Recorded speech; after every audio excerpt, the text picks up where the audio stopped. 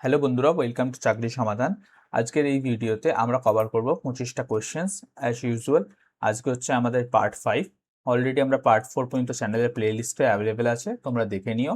এবং প্রত্যেকটা পার্টে আমরা যে 25টা করে কোয়েশ্চেন্স কভার করছি সেগুলো তোমরা নিজেরাও অ্যান্সার করার চেষ্টা করবে এবং কত স্কোর হচ্ছে কমেন্ট করে জানাবে। এতে তোমাদের প্রিপারেশনের লেভেল কেমন আছে তোমরা নিজেরাই বুঝতে পারবে। ঠিক আছে, এবার প্রত্যেকটা কোয়েশ্চেন তোমরা নিজেরা অ্যান্সার করো এবং তোমরা যেই সাবজেক্টে বা যেই ডিপার্টমেন্টে স্কোর করতে পারছো না সেইটা যদি তোমাদের ডিটেলস আলোচনা চাই সেটা তোমরা কমেন্ট করে জানিও, আমরা প্রত্যেকটা সাবজেক্ট ডিটেলসে কভার করে দেবো। দেখো, ফার্স্ট কোশ্চেনে যে কি বলছে, চোখের রেটিনায় উৎপন্ন প্রতিবিম্ব কিরকম হয়?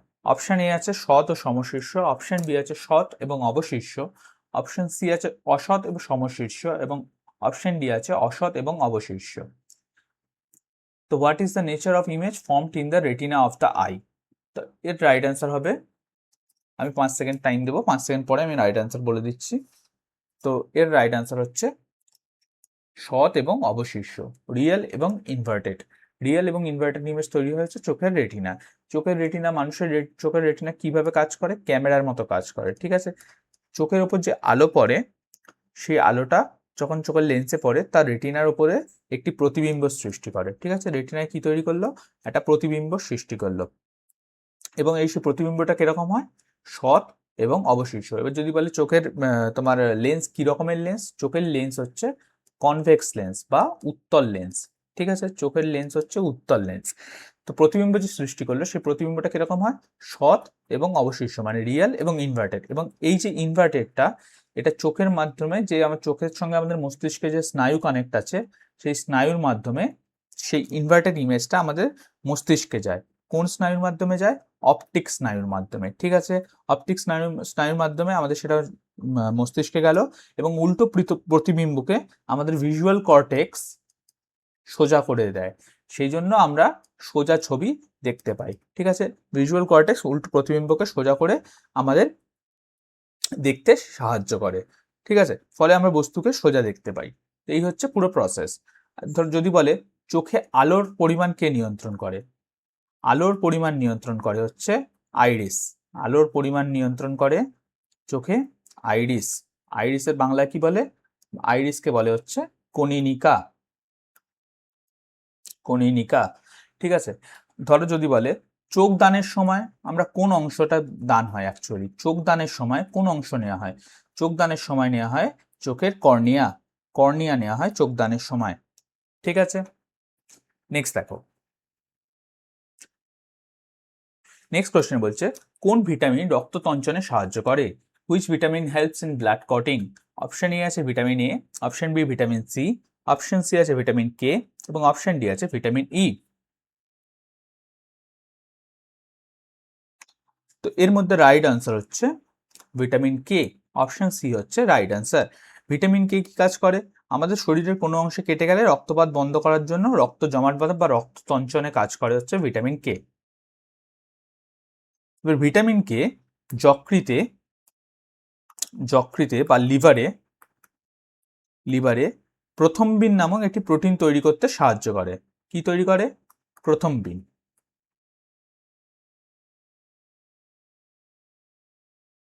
প্রথমবিন তৈরি করে। ঠিক আছে, এটি কি এক প্রকারের প্রোটিন।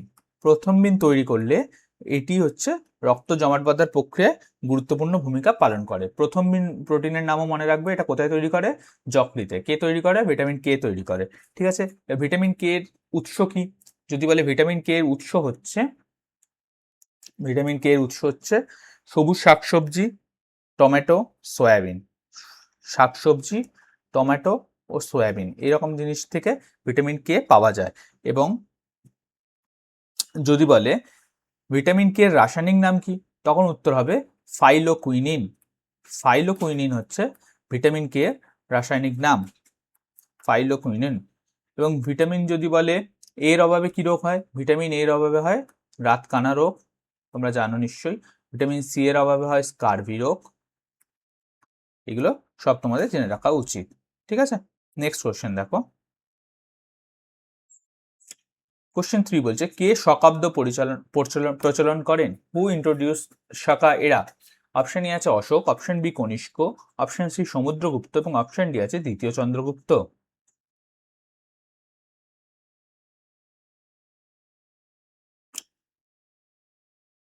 এর রাইট অ্যান্সার হচ্ছে অপশন বি, কনিষ্ক চালু করেছিল হচ্ছে শকাব্দ। কনিষ্ক কোন বংশের রাজা ছিল? কনিষ্ক ছিল কুষাণ বংশের শ্রেষ্ঠ রাজা। কুষাণ বংশের শ্রেষ্ঠ রাজা ছিল কনিষ্ক। তিনি 78 খ্রিস্টাব্দে সিংহাসনে আরোহণ করেছিল এবং সেটাকে মেমোরেবল করার জন্য শকাব্দ চালু করেছিল। ঠিক আছে, মেমোরেবল করার জন্য শকাব্দ চালু করেছিল। এখন আমরা কিরকম ক্যালেন্ডার ফলো করি, ভারত সরকার কিরকম ক্যালেন্ডার ফলো করে যদি বলে, তার আনসার হচ্ছে আমরা এখন গ্রেগরিয়ান ক্যালেন্ডার ফলো করি। Gregorian calendar. ঠিক আছে, এই যে গ্রেগরিয়ান ক্যালেন্ডারের পাশাপাশি শকাব্দকে ভারতের জাতীয় বর্ষপঞ্জি বা ন্যাশনাল ক্যালেন্ডারও বলা হয়। ঠিক আছে, আমরা নর্মাল দিনে যে নর্মাল যে ক্যালেন্ডার ইউজ করি তাকে বলে গ্রেগরিয়ান ক্যালেন্ডার। এর পাশাপাশি ন্যাশনাল ক্যালেন্ডার বলা হয় কাকে? ভারত সরকার ন্যাশনাল ক্যালেন্ডার বলা হয় বা ভারতের জাতীয় বর্ষপঞ্জি বলা হয় শকাব্দকে। ঠিক আছে, এবং শকাব্দর প্রথম মাস কি? প্রথম মাস হচ্ছে চৈত্র মাস। শকাব্দের প্রথম মাস হচ্ছে চৈত্র মাস। যদি বলে গুপ্তাব্দ কে চালু করেছিল? গুপ্তাব্দ চালু করেছিল হচ্ছে প্রথম চন্দ্রগুপ্ত। প্রথম চন্দ্রগুপ্ত কত সালে? 319 থেকে 320 খ্রিস্টাব্দে। এবং হর্ষাব্দকে যদি চালু করেছিল বলে, হর্ষাব্দ চালু করেছিল হচ্ছে হর্ষবর্ধন 606 সালে। হর্ষবর্ধন 606 সালে সিংহাসন আরোহণ করে, সেই সময় হর্ষাব্দ চালু করা হয়। ঠিক আছে, নেক্সট কোয়েশ্চেন দেখো, ভারতের কোন রাজ্যে সবচেয়ে বেশি পরিমাণে কফি উৎপাদিত হয়? Option A Kerala, option B Tamil Nadu, option C Karnataka, option D হচ্ছে Assam. Which Indian state is the largest producer of coffee? চারটে অপশন আছে, তোমরা আগে আনসার করার চেষ্টা করো। তোমাদের যদি ভিডিওটা ভালো লেগে থাকে প্লিজ ভিডিওটাকে লাইক করে দাও এবং চ্যানেলটাকে সাবস্ক্রাইব করে দাও, এবং এর যে প্লে লিস্ট অ্যাভেলেবেল আছে তার ভিডিওগুলো তোমরা দেখে নিও। তো এর রাইট অ্যান্সার হচ্ছে অপশন সি, কর্ণাটকায় সবচেয়ে বেশি পরিমাণে কফি উৎপাদিত করা হয়। ভারতে যে মোট কফি উৎপাদিত হয় তার 71% কর্ণাটকায় একা উৎপাদন করে। ঠিক আছে, এরপরে সেকেন্ড স্থান হচ্ছে কেরালার এবং থার্ড স্থান হচ্ছে তামিলনাড়ুর। এবার কর্ণাটকে দু রকমের মেইনলি তোমার কি বলে কফির ভেরিয়েন্ট পাওয়া যায়। একটাকে বলা হচ্ছে রোবাস্টা এবং একটাকে বলা হয় অ্যারাবিকা। ঠিক আছে, এর সঙ্গে আরেকটা জিনিস জেনে রাখবে, একটা নাম হচ্ছে চিকমাগালুরু। এটা একটা জায়গার নাম। চিকমাগালুরুতে আছে হচ্ছে ইন্ডিয়ান কফি রিসার্চ সেন্টার। এটাও কর্ণাটকাতেই অবস্থিত। এটা কোথায় অবস্থিত? কর্ণাটকায় অবস্থিত। ঠিক আছে, যদি বলে ভারতের চা উৎপাদনে প্রথম রাজ্য কি? কফির বদলে যদি চা বললে তখন উত্তর হতো আসাম। আসাম হচ্ছে চা উৎপাদনে প্রথম। এবং বিশ্বে কফিকে প্রথম সবচেয়ে বেশি উৎপাদন করে? বিশ্বে কফি উৎপাদনে প্রথম হচ্ছে ব্রাজিল। ব্রাজিলে সবচেয়ে বেশি পরিমাণে কফি উৎপাদিত হয়। নেক্সট কোশ্চেন দেখো,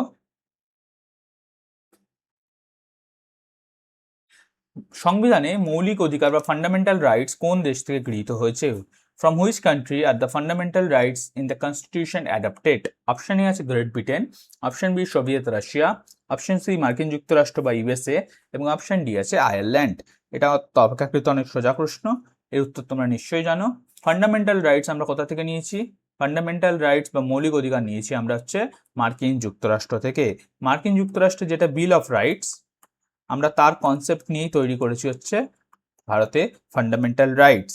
ঠিক আছে, এটা কোথায় আছে? পার্ট 3-তে আছে। ইন্ডিয়ান কনস্টিটিউশনের পার্ট 3-তে আছে ফান্ডামেন্টাল রাইটস।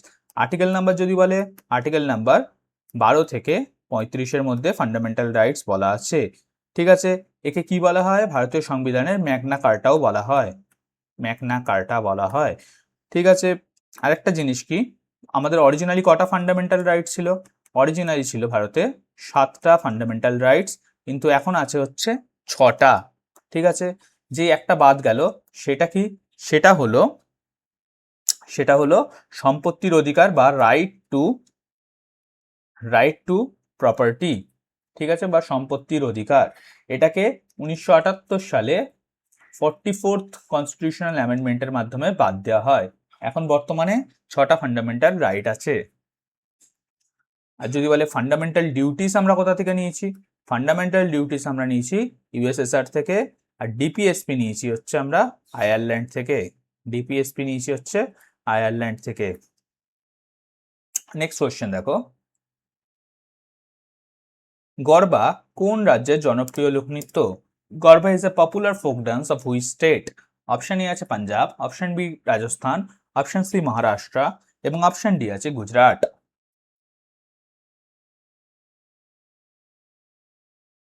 তো এর রাইট আনসার হচ্ছে গরবা ডান্স হচ্ছে গুজরাটের একটি বিখ্যাত লোকনৃত্য। গরবা ডান্স জেনারেলি কখন হয়? নবরাত্রির সময় দেবী দুর্গার আরাধনার সময় গরবা ডান্স করা হয়। ঠিক আছে, 2023 সালে এই নাচকে international cultural heritage of humanity বলা হয়েছে। ইন্টারন্যাশনাল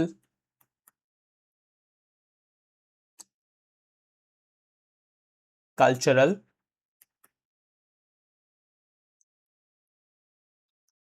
হেরিটেজ অফ হিউম্যানিটি বলা হয়েছে। কে বলেছে? এটা বলেছে হচ্ছে ইউনেস্কো এই উপাধি দিয়েছে। ঠিক আছে, যা ভারতের জন্য অত্যন্ত অবশ্যই গর্বের ব্যাপার। ঠিক আছে, গরবার সাথে একটা সিমিলার নাচের নাম জেনে রাখো, যেটা গুজরাটে আরেকটা নাচ বিখ্যাত, সেটাকে বলা হয় ডান্ডিয়া। যদি বলে বিহু কোথাকার নাচ, বিহু হবে আসামের ডান্স, বিহু আসামে বিখ্যাত। নেক্সট দেখো, মানবদেহের ক্ষুদ্রতম পেশির নাম কি? অপশন এ আছে স্টারোরিয়াস, অপশন বি আছে স্টেপেডিয়াস, অপশন সি আছে গ্লুটিয়াস ম্যাক্সিমাস এবং অপশন ডি আছে ম্যাসেটার। What is the name of the smallest muscle in the human body? তো এর রাইট আনসার হচ্ছে অপশন বি, স্টেপেডিয়াস হচ্ছে মানবদেহের ক্ষুদ্রতম পেশি। ঠিক আছে, এটি কোথায় অবস্থিত? মানবদেহের মধ্যকর্ণে অবস্থিত, মধ্যকর্ণ বা মিডল ইয়ারে অবস্থিত হচ্ছে স্টেপেডিয়াস। ঠিক আছে, এটি মানবদেহের ক্ষুদ্রতম পেশি। আর যদি বলে ক্ষুদ্রতম হাড়ের নাম কি? ক্ষুদ্রতম হাড় হচ্ছে স্টেপিস। ঠিক আছে, স্টেপিস কোথায় অবস্থিত? স্টেপিসও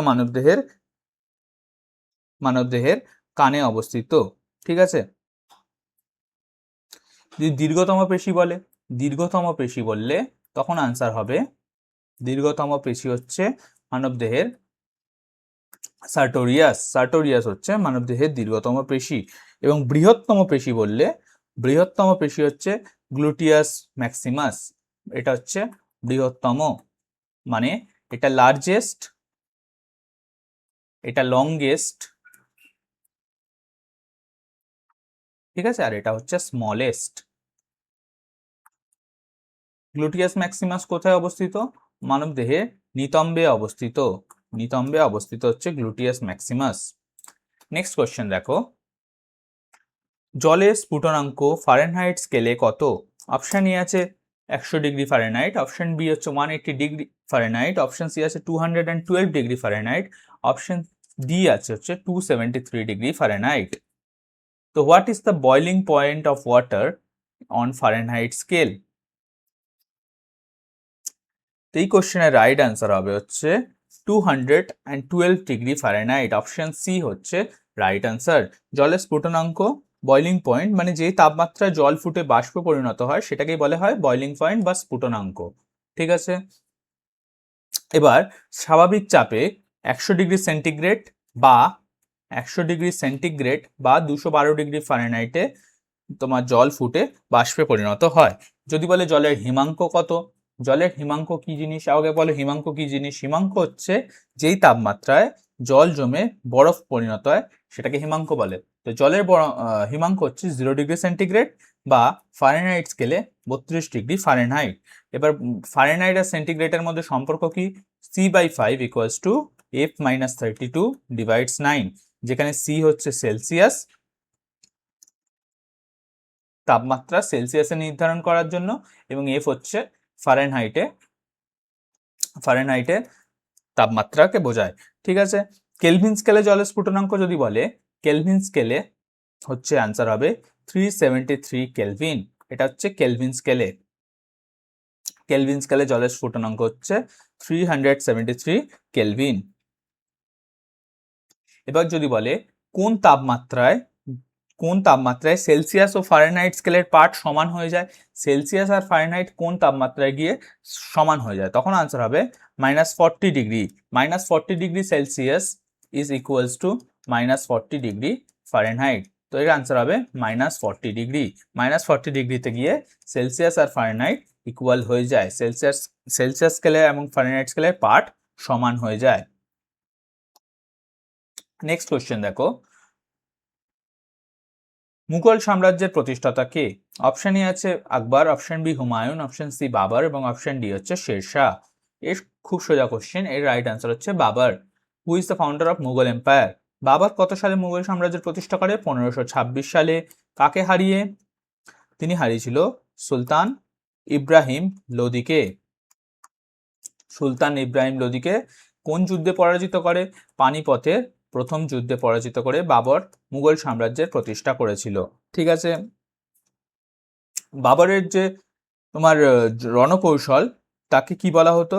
বাবরের রণকৌশলকে বলা হতো তুলঘমা। তুলঘমা। বাবর প্রথম কামানের ব্যবহার করেছিল। কামানের প্রথম ব্যবহার বাবর করেছিল যুদ্ধে। ঠিক আছে, বাবরের আত্মজীবনীর নাম কি ছিল? বাবরের অটোবায়োগ্রাফির নাম ছিল, অটোবায়োগ্রাফির নাম বাবরনামা। বাবরনামা। ঠিক আছে, বাবরনামা। বাবরনামার আরেক নাম হচ্ছে তুজুক ই বাবরি। তুজুক ই বাবরি। কোন ভাষায় লেখা? এটা হচ্ছে ফার্সি ভাষায় লেখা। ফার্সি ভাষায় লেখা। এবং বাবরের আরেকটা ইম্পর্টেন্ট আরেকটা লড়াই হচ্ছে 1527 সালে রাণা সংগ্রাম সিংহর সঙ্গে খানুয়ার যুদ্ধ। খানুয়ার যুদ্ধে বাবর জয়লাভ করে। খানুয়ার যুদ্ধ, রাণা সংগ্রাম সিং। ঠিক আছে, বাবরের ব্যাপারে এইসব জিনিসগুলো তোমাদের জেনে রাখতে হবে। নেক্সট কোশ্চেন দেখো, লোকটাক হ্রদ কোন রাজ্যে অবস্থিত? In which state of India the Loktak lake is located?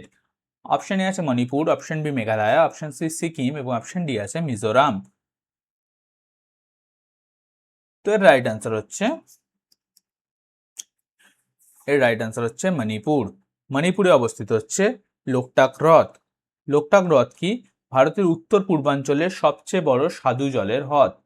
North ইস্টের সবচেয়ে বড় মিষ্টি জল বা স্বাদু জলের হ্রদ হচ্ছে লোকটাক। ঠিক আছে, এবং লোকটাক হ্রদে পৃথিবীর একমাত্র ভাসমান জাতীয় উদ্যান আছে।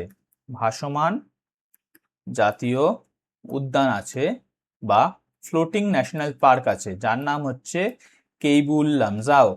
কেইবুল লামজাও পৃথিবীর একমাত্র ভাসমান জাতীয় উদ্যান কোথায় আছে? লোকটাক হ্রদে, যার নাম হচ্ছে কেইবুল লামজাও। এখানে কি বিলুপ্তপ্রায় প্রাণী পাওয়া যায়? তার নাম হচ্ছে সাংগাই হরিণ। এখানে সাংগাই হরিণ পাওয়া যায়, যা হচ্ছে একটি বিলুপ্তপ্রায় প্রাণী। ঠিক আছে, এই সাংগাই হরিণের আরেক নাম হচ্ছে ডান্সিং ডিয়ার। ডান্সিং ডিয়ার বা সাংগাই হরিণ পাওয়া যাচ্ছে লোকটাক হ্রদের কাইবুল লামজাওতে। ঠিক আছে, যদি বলে ভারতের বৃহত্তম লবণাক্ত হ্রদ কি, তখন উত্তর হবে চিল্কা। এইসব কোশ্চেন গুলো আমরা মাল্টিপল টাইম সিরিজে করাচ্ছি এবং মাল্টিপল টাইম এক্সামেও এসছে। ঠিক আছে, চিল্কা কোথায় অবস্থিত? ওড়িশাতে। এবং উলার হ্রদ কি? উলার হ্রদ হচ্ছে ভারতের বৃহত্তম স্বাদু জলের হ্রদ। স্বাদু জলের হ্রদ কোথায় অবস্থিত? উলার হ্রদ। উলার হ্রদ অবস্থিত জম্মু অ্যান্ড কাশ্মীরে। নেক্সট কোশ্চেন দেখো, ভারতের সংবিধান কবে গ্রহণ করা হয়েছিল? When was the Constitution of India was adopted?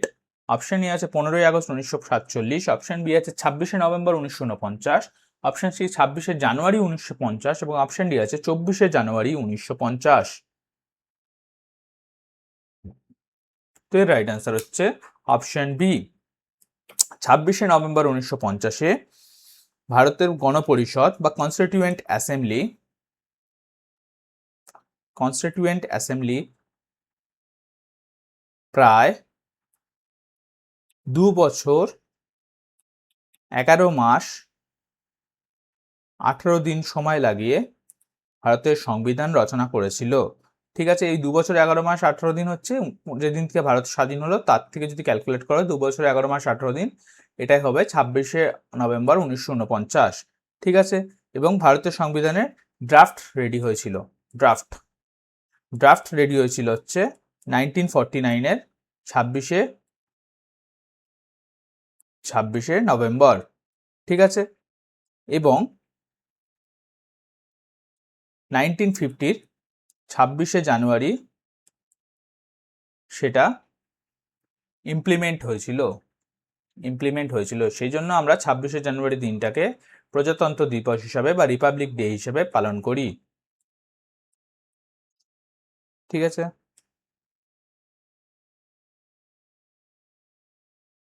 এবং 26শে যে নভেম্বর এই দিনটাকে আমরা কি পালন করি? কনস্টিটিউশন ডে বা সংবিধান দিবস। ঠিক আছে, সংবিধান দিবস কবে থেকে পালন করছি? 2015 সাল থেকে। এবং 26শে জানুয়ারি যেদিনকে আমরা সংবিধান ইমপ্লিমেন্ট হয়েছিল এই দিনকে গৃহীত হয়েছিল। ঠিক আছে, 26শে নভেম্বরেই গৃহীত হয়েছিল 1949-এ, এবং তার 3 মাস পরে মানে 26শে জানুয়ারি 1950-এ গিয়ে সেটা ইমপ্লিমেন্ট হয়েছিল। সেই জন্য ওই দিনটিকে কি পালন করা হয়? প্রজাতন্ত্র দিবস বা রিপাবলিক ডে ওই দিনে পালন করা হয়।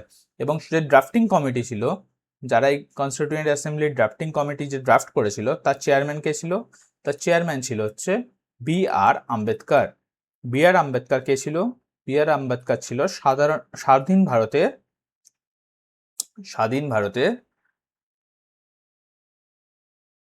প্রথম আইনমন্ত্রী।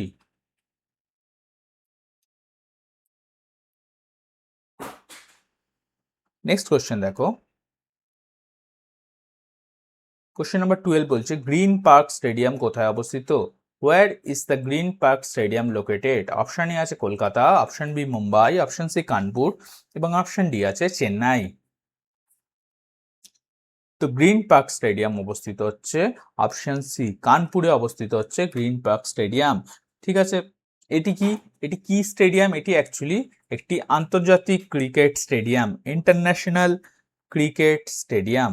ঠিক আছে, এবং এটি গঙ্গা নদীর তীরে অবস্থিত।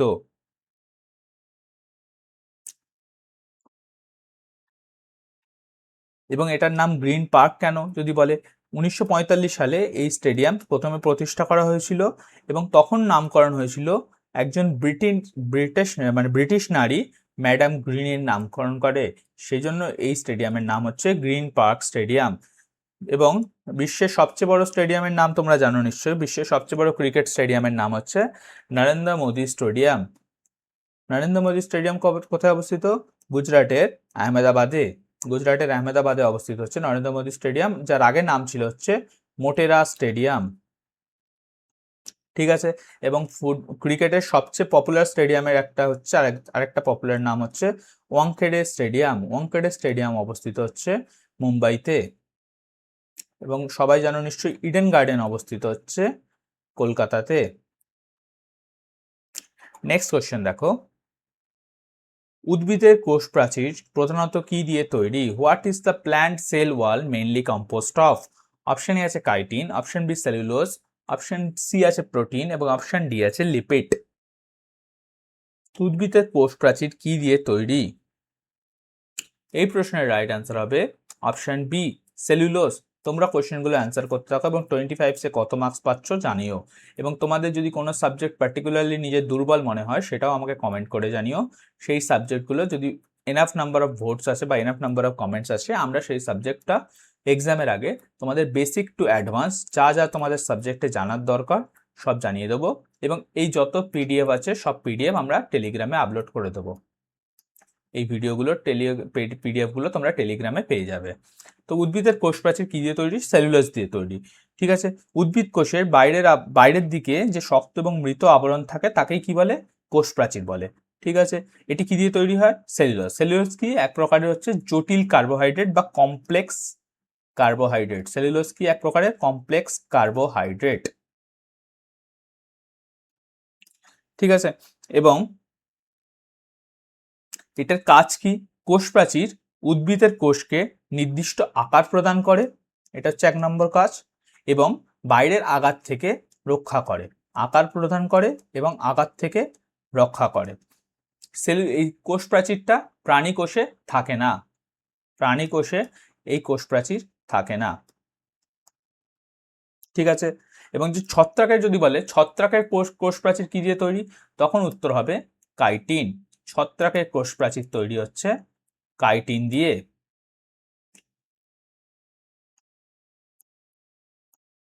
ছত্রাকের কোষ প্রাচীর তৈরি কাইটিন দিয়ে। এবং যদি বলে ব্যাকটেরিয়ার কোষ প্রাচীর কি দিয়ে তৈরি, যদি বলে ব্যাকটেরিয়ার কোষ প্রাচীর তৈরি হচ্ছে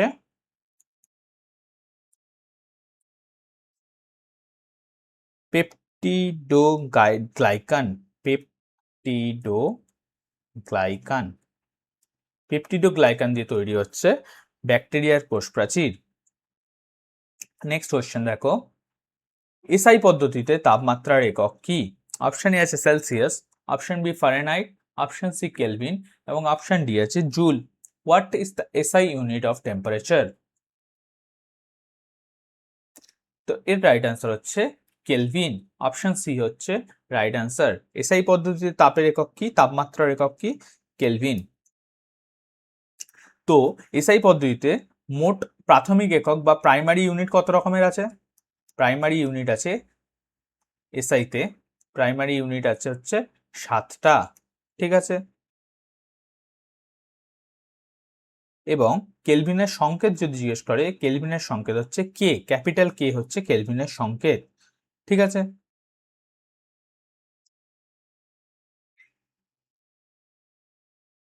তাপের যদি বলে এসআই একক কি, তাপের এসআই একক হচ্ছে জুল, তাপের এসআই একক হচ্ছে জুল। তাপমাত্রার এসআই একক হচ্ছে কেলভিন, তাপের এসআই একক হচ্ছে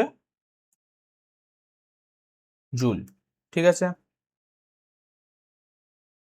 এবং যদি বলে পদার্থের পরিমাণের এসআই একক কি বা amount of substance, amount of substance বা পদার্থের পরিমাণের এসআই একক, সেটা হচ্ছে মোল। মোল, মোল হচ্ছে পদার্থের পরিমাণের বা অ্যামাউন্ট অফ সাবস্টেন্সের এসআই একক। নেক্সট কোশ্চেন দেখো, কোন গুপ্ত সম্রাটকে ভারতের নেপোলিয়ন বলা হয়? Which Gupta emperor is known as the Napoleon of India? Option A আছে প্রথম চন্দ্রগুপ্ত, অপশন বি আছে সমুদ্রগুপ্ত, অপশন সি দ্বিতীয় চন্দ্রগুপ্ত এবং অপশন ডি আছে স্কন্দগুপ্ত। তো এদের মধ্যে সমুদ্রগুপ্তকে মানে অপশন বি কে বলা হয় ভারতের নেপোলিয়ন, ঠিক আছে। তিনি গুপ্ত বংশের একজন অন্যতম শ্রেষ্ঠ সম্রাট ছিলেন এবং উত্তর ভারতের 9 জন রাজাকে এবং দক্ষিণ ভারতের 12 জন রাজাকে পরাজিত করে এক বিশাল সাম্রাজ্য তৈরি করেছিলেন। সেই জন্য ঐতিহাসিক ভিনসেন্ট স্মিথ সমুদ্রগুপ্তকে নেপোলিয়ন অফ ইন্ডিয়া এই উপাধি দিয়েছিলেন, ঠিক আছে।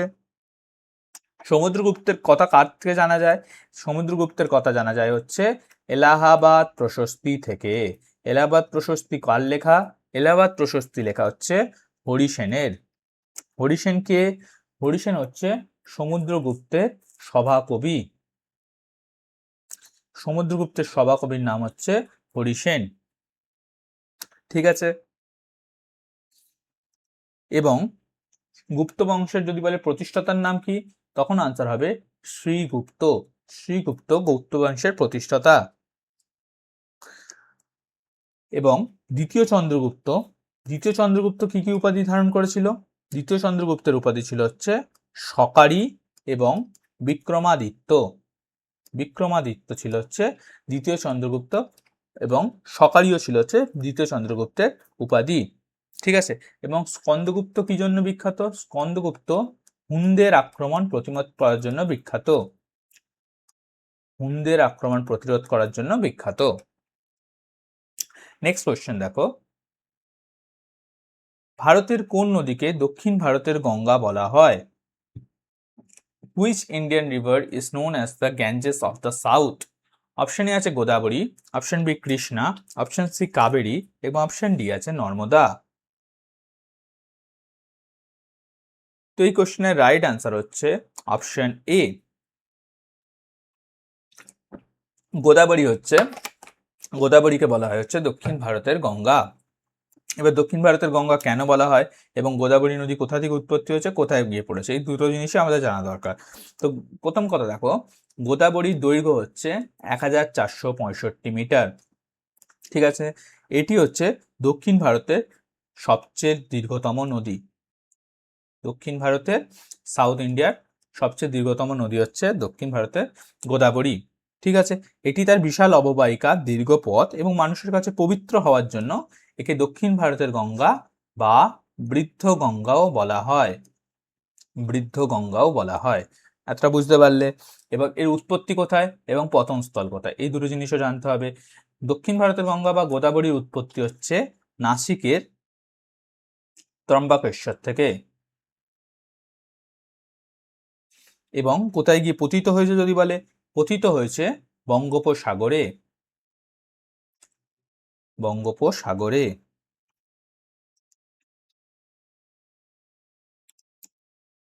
যদি বলে বিহারের দুঃখ কাকে বলা হয়, বিহারের দুঃখ বলা হয় কোশি নদীকে। এবং বাংলার দুঃখ যদি বলে, বাংলার দুঃখ বলা হয় দামোদর নদীকে। নেক্সট দেখো, রাজ্যসভার সদস্যদের মেয়াদ কত বছরের হয়? What is the tenure of the members of the Rajya Sabha? Option A 4 বছর, অপশন বি 5 বছর, অপশন সি 6 বছর এবং অপশন ডি হচ্ছে আজীবন বা লাইফ টাইম। এই কোশ্চেনের রাইট অ্যান্সার হবে অপশন সি, 6 বছর হচ্ছে রাজ্যসভার সদস্যদের মেয়াদ হয়। রাজ্যসভা হচ্ছে ভারতের পার্লামেন্টারি সিস্টেমের উচ্চ কক্ষ। উচ্চ কক্ষ। রাজ্যসভার চেয়ারম্যান কে হয়? আমাদের যে ভাইস প্রেসিডেন্ট হয় তিনি রাজ্যসভার, উপরাষ্ট্রপতি হচ্ছে রাজ্যসভার স্পিকার বা চেয়ারম্যান হয়। ঠিক আছে, রাজ্যসভা একটি স্থায়ী কক্ষ, মানে রাজ্যসভা কখনো ডিসলভ হয়ে যায় না বা সম্পূর্ণরূপে ভেঙে যায় না। ঠিক আছে, এবং এক একজন সদস্যের মেয়াদ হয় 6 বছর। ঠিক আছে, এবং প্রতি 2 বছর অন্তর, প্রতি 2 বছর অন্তর 1/3 সদস্য অবসর নেন এবং তার জায়গায় নতুন সদস্য আসে। এটা কোন নাম্বার আর্টিকেলে আছে? আর্টিকেল নাম্বার 83(1) এই জিনিসটার বর্ণনা করা আছে। লোকসভার সদস্যদের মেয়াদ কত যদি বলে, লোকসভার সদস্যদের মেয়াদ হচ্ছে 5 বছর। রাজ্যসভার সদস্য হতে গেলে তার ন্যূনতম বয়স হতে হয়, মিনিমাম এজ হতে হয় 30 ইয়ার্স। লোকসভার সদস্য হতে গেলে মিনিমাম এজ হতে হয় 25 ইয়ার্স। যেহেতু লোকসভার সদস্য হতে গেলে কম বয়স লাগে, সেজন্য এটাকে কি বলা হয়? নিম্ন কক্ষ। এবং রাজ্যসভার সদস্যদের যেহেতু বয়স জেনারেলি বেশি হয়, সেজন্য একে বলা হয় উচ্চ কক্ষ। এই জিনিসগুলো ইম্পর্টেন্ট। নেক্সট দেখো, রাষ্ট্রসংঘ বা ইউনাইটেড নেশন অর্গানাইজেশন কবে প্রতিষ্ঠা করা হয়? When was the United Nations Organization was established? Option A 1914, option B 1939, option C 1945 এবং অপশন ডি আছে 1950। তো এর রাইট অ্যান্সার হচ্ছে 1945, অপশন সি। 1945-এ 24শে অক্টোবর ইউনাইটেড নেশনস বা রাষ্ট্রসংঘের স্থাপনা করা হয়েছিল। কারণ 1944 সালে দ্বিতীয় বিশ্বযুদ্ধ শেষ হয়েছিল এবং আন্তর্জাতিক শান্তি মানে ইন্টারন্যাশনাল পিস এবং নিরাপত্তা আনার জন্য অ্যান্ড সিকিউরিটির জন্য, নিরাপত্তার জন্য রাষ্ট্রসংঘের প্রতিষ্ঠা করা হয়েছিল। রাষ্ট্রসংঘের হেডকোয়ার্টার কোথায় অবস্থিত? হেডকোয়ার্টার অবস্থিত হচ্ছে মার্কিন যুক্তরাষ্ট্রের বা ইউএসএর নিউ ইয়র্কে। ইউএসএ নিউ ইয়র্কে অবস্থিত হচ্ছে মার্কিন যুক্তরাষ্ট্রের হেডকোয়ার্টার। এতে বর্তমানে 193টি দেশ আছে। 193টি দেশ হচ্ছে এর মেম্বার। এবং ইউএন ডে কবে সেলিব্রেট করা হয়? ইউএন ডে সেলিব্রেট করি আমরা হচ্ছে 24 অক্টোবর, যেই দিনকে প্রতিষ্ঠা হয়েছিল সেই প্রতিষ্ঠা দিবসকে আমরা ইউএন ডে হিসেবে সেলিব্রেট করি। এবং যদি বলি UN security council, very very important, United nation security council বা জাতিপুঞ্জের নিরাপত্তা পরিষদ বাংলায় বলে। তো এর স্থায়ী সদস্য কতজন? স্থায়ী সদস্য কতজন যাদের কাছে কি আছে? ভেরি ইম্পর্টেন্ট, ভেটো পাওয়ার আছে। ঠিক আছে, এর স্থায়ী সদস্যের সংখ্যা হচ্ছে 5টা। কোন 5টা দেশ হচ্ছে ইউএনএসসির স্থায়ী সদস্য? নাম্বার 1 হচ্ছে ইউএসএ, নাম্বার 2 রাশিয়া, নাম্বার 3 হচ্ছে চায়না, নাম্বার 4 হচ্ছে ব্রিটেন এবং নাম্বার 5 হচ্ছে ফ্রান্স। এই যে চায়না সিটটা, এটা প্রথম ইন্ডিয়াকে অফার করা হয়েছিল, কিন্তু ইন্ডিয়া এই সিটটা চায়নাকে দিয়ে দেয়। ঠিক আছে, নেক্সট কোশ্চেন দেখো, ভারতের মানুষের মস্তিষ্কের বৃহত্তম অংশ কোনটি? What is the largest part of the human brain? Option A আছে সেরিব্রাম, অপশন বি আছে সেরিবেলাম, অপশন ডি আছে মেডালা অবলাঙ্গাটা এবং অপশন ডি আছে হাইপোথ্যালামাস।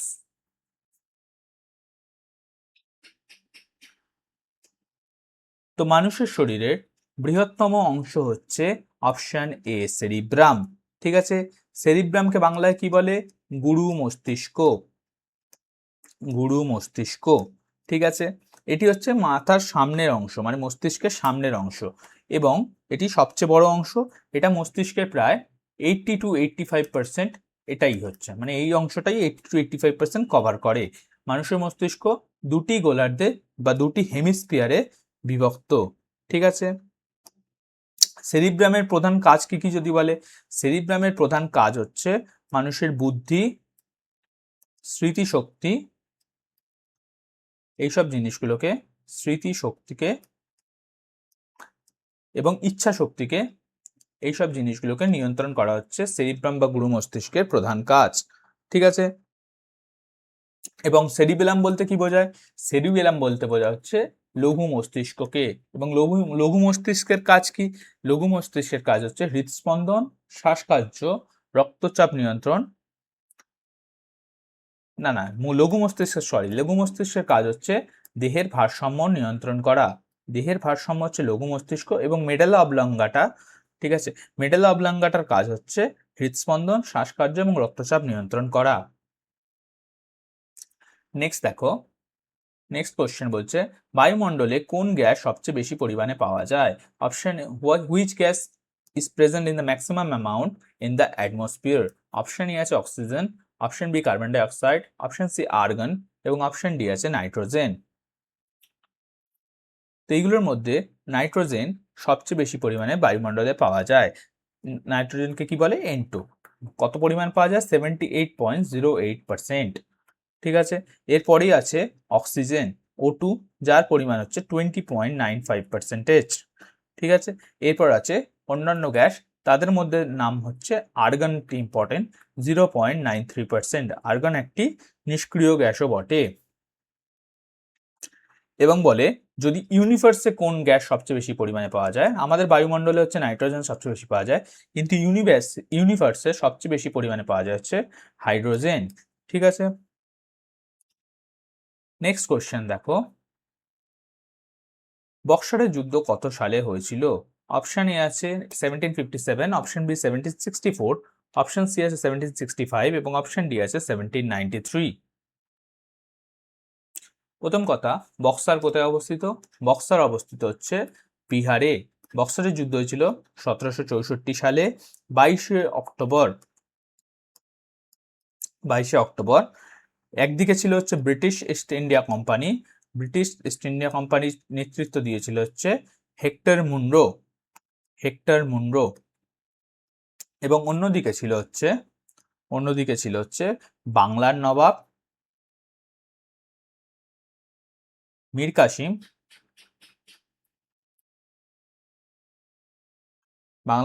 মীর কাসিম, অযোধ্যার নবাব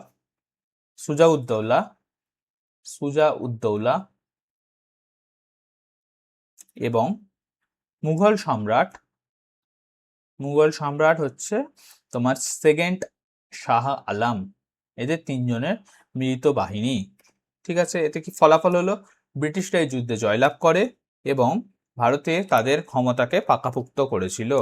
ব্রিটিশরা বক্সারের যুদ্ধের পর কোন চুক্তি স্বাক্ষরিত করেছিল? সেই চুক্তির নাম হচ্ছে এলাহাবাদের চুক্তি বা ট্রিটি অফ এলাহাবাদ। 1765। এর ফলেই ব্রিটিশরা বাংলা, বিহার এবং উড়িষ্যাতে দেওয়ানি লাভ করেছিল। ঠিক আছে, নেক্সট কোয়েশ্চেন দেখো, মাজুলি দ্বীপ কোন নদীর ওপর অবস্থিত? Option A Ganga, option B Brahmaputra, option C Godavari এবং অপশন ডি আছে Sindhu. Majuli island is situated on which river? তো এর রাইট আনসার হচ্ছে অপশন বি ব্রহ্মপুত্র। তোমাদের কত স্কোর হচ্ছে আউট অফ 25? তোমরা কতগুলো কোশ্চেন পাচ্ছ এবং কতগুলো পাচ্ছ না সেটা কমেন্ট করে জানাবে, এবং কোনো সাবজেক্টের বা কোনো পার্টিকুলার টপিকের ওপর ডিটেলসে যদি তোমাদের ভিডিও চাই সেটাও তোমরা কমেন্টে জানিও। এবং এর যে অলরেডি পার্টগুলো অ্যাভেলেবেল আছে প্লেলিস্টে, সেগুলো তোমরা এক্সামের জন্য দেখে নিও। এগুলো স্পেশালি WBPSC মিসলেনিয়াস এবং WBCS মেনের জন্য আমরা এই কোশ্চেন্সগুলো কভার করছি। ডেলি যে এই ভিডিওগুলো দেখার তোমরা যদি হ্যাবিট বানিয়ে নিতে পারো, তোমাদের প্রিপারেশন অনেক স্ট্রং হবে এবং তোমরা নিজেরাও অ্যাসেস করতে পারবে তোমাদের কোন জায়গাগুলো দুর্বল। ঠিক আছে, তো মাজুলি দ্বীপ অবস্থিত হচ্ছে ব্রহ্মপুত্র নদীর ওপর। ঠিক আছে, মাজুলি হচ্ছে, প্রথম কথা, মাজুলি দ্বীপ কোথায় অবস্থিত? অবস্থিত হচ্ছে আসামে। আসামে, ঠিক আছে, এবং এটি হচ্ছে বিশ্বের বৃহত্তম নদীদ্বীপ। বিশ্বের বৃহত্তম নদীদ্বীপ। বিশ্বের বৃহত্তম নদীদ্বীপ, ঠিক আছে, যা হচ্ছে বৈষ্ণব কালচারের একটি বিখ্যাত স্থান। বৈষ্ণব সংস্কৃতির বিখ্যাত স্থান। 2016 সালে আসাম সরকার এটাকে একটি জেলা বা ডিস্ট্রিক্টের সম্মান দিয়েছিল এবং এটি ভারতের সর্বপ্রথম আইল্যান্ড ডিস্ট্রিক্ট বা দ্বীপ জেলা, মানে যে জেলাটা একটা দ্বীপের মধ্যে অবস্থিত। ব্রহ্মপুত্র নদ যদি বলে, ব্রহ্মপুত্র নদ কোথায় শুরু হয়েছে? ব্রহ্মপুত্র নদের উৎস হচ্ছে সাংপো। সাংপো কোথায়? তিব্বতে ব্রহ্মপুত্র নদের উৎপত্তি হয়েছে এবং ব্রহ্মপুত্র নদ বাংলাদেশে প্রবেশ করার পর তার নাম হয়ে গেছে যমুনা। যমুনা নামে বাংলাদেশে প্রবাহিত হয়ে বঙ্গোপসাগরে গিয়ে পতিত হয়েছে। নেক্সট কোশ্চেন দেখো, গ্রাম পঞ্চায়েত গঠনের কথা সংবিধানের কত নম্বর ধারায় বলা আছে? Organization of the village panchayat is mentioned in which article of the constitution? Option A আছে ধারা 32, অপশন বি আছে ধারা 40, অপশন সি আছে ধারা 44 এবং অপশন ডি আছে ধারা 51। তো পঞ্চায়েত গঠনের কথা, মানে ফরমেশন অফ দ্য পঞ্চায়েত, এই জিনিসটা বলা আছে আমাদের ডিপিএসপি তে। ঠিক আছে, বা ডাইরেক্টিভ প্রিন্সিপাল অফ স্টেট পলিসিতে এই জিনিসটা বলা আছে। এটা কোথা থেকে নেওয়া? আমরা আগেও বললাম আয়ারল্যান্ড থেকে আমরা এটা গ্রহণ করেছিলাম। ঠিক আছে, এবং এটা কোন পার্টে আছে? পার্ট 4-এ বর্ণিত আছে তোমার ডিপিএসপি। এবং এই পার্ট 4-এর 40 নম্বর আর্টিকেলে বলা আছে পঞ্চায়েত গঠনের নির্দেশ। ঠিক আছে, পঞ্চায়েত গঠনের নির্দেশ হচ্ছে কোথা থেকে নেওয়া? তাহলে অ্যান্সার হবে অপশন বি। অপশন হচ্ছে, এটা হচ্ছে গান্ধিয়ান মডেল থেকে নেওয়া হচ্ছে। কনসেপ্ট নেওয়া হয়েছে কোথা থেকে? গান্ধিয়ান মডেল থেকে। এটাকে বলা হয় গ্রাম স্বরাজ। গান্ধিয়ান মডেলের গ্রাম স্বরাজ কনসেপ্ট থেকে নেওয়া হয়েছে পঞ্চায়েত গঠনের কনসেপ্ট। ঠিক আছে, এবং পঞ্চায়েত গঠনকে সাংবিধানিক স্বীকৃতি দেওয়া হয় 73rd কনস্টিটিউশনাল অ্যামেন্ডমেন্টে বলবন্ত রায় মেহতা কমিটির রেকমেন্ডেশনে 1992 সালে 73rd কনস্টিটিউশনাল অ্যামেন্ডমেন্টে পঞ্চায়েত রাজ ব্যবস্থাকে আমাদের সাংবিধানিক স্বীকৃতি দেওয়া হয়। ঠিক আছে, এবং পঞ্চায়েত রাজ ব্যবস্থা আমাদের আর্টিকেলের কত নম্বর শিডিউলে আছে যদি বলে? 11th শিডিউলে পঞ্চায়েত রাজ ব্যবস্থার কথা বলা আছে। পঞ্চায়েত রাজ ব্যবস্থা, পঞ্চায়েতি রাজ সিস্টেম এর কথা বলা আছে 11th শিডিউলে। নেক্সট কোয়েশ্চেন দেখো, অস্কার পুরস্কার কোন ক্ষেত্রে দেওয়া হয়? In which field the Oscar award is given? Option A আছে সাহিত্য, অপশন বি বিজ্ঞান literature, first option, second option science, third option চলচ্চিত্র বা সিনেমা এবং ফোর্থ অপশন খেলাধুলা বা স্পোর্টস। তো তোমরা সবাই জানো অস্কার পুরস্কার দেওয়া হয় হচ্ছে চলচ্চিত্র বা সিনেমাতে। ঠিক আছে, এটি হচ্ছে চলচ্চিত্র জগতের বিশ্বের সবচেয়ে বড় পুরস্কার এবং সবচেয়ে মর্যাদাপূর্ণ পুরস্কার। কে দেয় হচ্ছে academy of motion picture and motion picture arts and sciences এই পুরস্কার দেয়। এই সংস্থা কোথায় অবস্থিত? ইউএসএ তে। ঠিক আছে, এরা কত সাল দিয়ে অস্কার দিচ্ছে? 1929 সাল দিয়ে অস্কার পুরস্কার প্রদান করছে এই সংস্থা। ঠিক আছে, প্রথম ভারতীয়কে যে অস্কার পেয়েছিল, প্রথম ভারতীয় হচ্ছে ভানু আথাইয়া।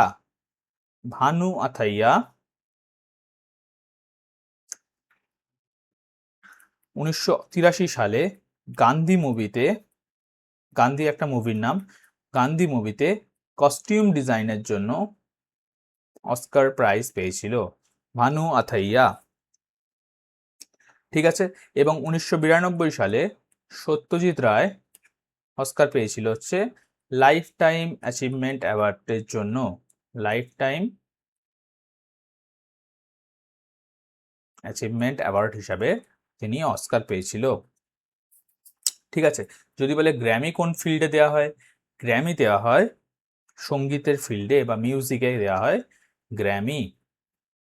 নেক্সট কোশ্চেন দেখো, ভিটামিন B12 এর, আজকের এটা আমাদের লাস্ট কোশ্চেন, ভিটামিন B12 এর রাসায়নিক নাম কি? What is the chemical name of vitamin B12? Option A আছে thiamine, option B riboflavin, option C ascorbic acid এবং অপশন ডি আছে সাইনোব্লামিন।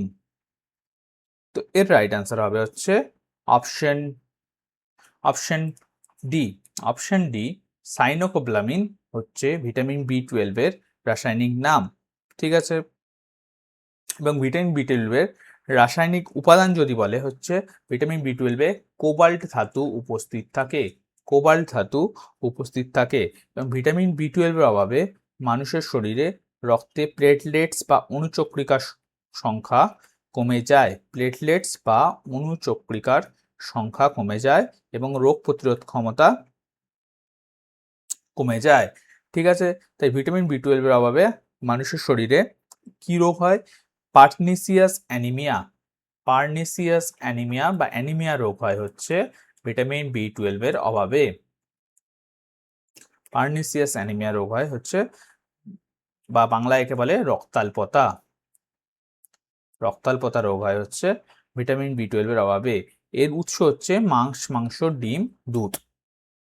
ঠিক আছে, এবং উদ্ভিজ্জ খাদ্যে ভিটামিন B12 পাওয়া যায় না বললেই চলে। এবং আরো দুটো ভিটামিনের রাসায়নিক নাম দেখে নাও, যদি বলে ভিটামিন সি এর রাসায়নিক নাম কি, তখন উত্তর হবে অ্যাসকর্বিক অ্যাসিড। ঠিক আছে, এবং ভিটামিন B1 এর যদি বলে, তখন উত্তর হবে থায়ামিন। ভিটামিন B1 এর অভাবে হয় হচ্ছে বেরি রোগ, এবং ভিটামিন সি এর অভাবে তোমরা জানো স্কারবি রোগ হয়। তোমাদের যে ভিডিওটা ভালো লেগে থাকে, ভিডিওটাকে লাইক করে দাও, চ্যানেলটাকে সাবস্ক্রাইব করে দাও, এবং তোমরা পুরো প্লেলিস্টে যতগুলো ভিডিও অলরেডি অ্যাভেলেবেল আছে প্রত্যেকটা পার্ট আগে দেখে নেবে। এবং তোমাদের যদি কোনো সাবজেক্টের উপর ডিটেলসের ভিডিও চাই, তোমরা সেটা কমেন্ট করে জানাও, আমরা কভার করে দেব। Thank you so much for watching. ভালো থাকবে, সুস্থ থাকবে, দেখা হবে পরের ভিডিওতে।